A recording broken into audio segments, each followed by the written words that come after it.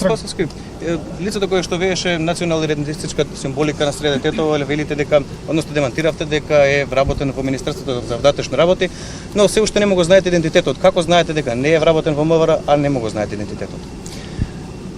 Значи не велиме и не демантираме.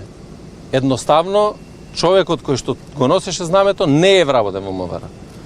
А кого би знаеле ако не ги знаеме вработените во Министерство за внатрешни работи? Јас се надевам дека и кај вас раководството на телевизијата во која што работат везнаците кои сте и спрема тоа, знаејќи дека инспекторот или лицето кое што се посочува не е тоа лице, ние затоа објавивме и фотографија, јавна објава, за да видиме во однос на препознавањето на ова лице и утврдуваме и понатаму како, значи, кој би бил идентитетот на тоа лице. Имаше лица кои што и не се од Република Северна Македонија, дојдени од надвор на тие стреби, така да како ќе ги добиеме сите информации, ќе добиете и вие секако повратна информација. Добро, дали таа објава вроди со плод, добивте ли некаква дојава, макар и тоа да е лажно?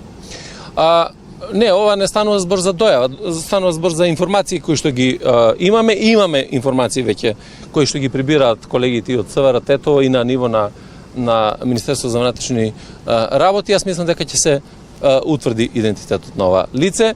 Класификацијата секако дека е кривично дело согласно со препораките кои што ги даде јавниот обвинител и на основа на тоа ќе се преземаат мерките. Така, загрешени ли сте доколку ете граѓани на Косово? Знаеме дека често не ги екстрадираат тие кога ги бараме криминалците. Што мислите, загрешени ли сте дека ако е така ситуацијата дека ќе успее да дојде до правда лице?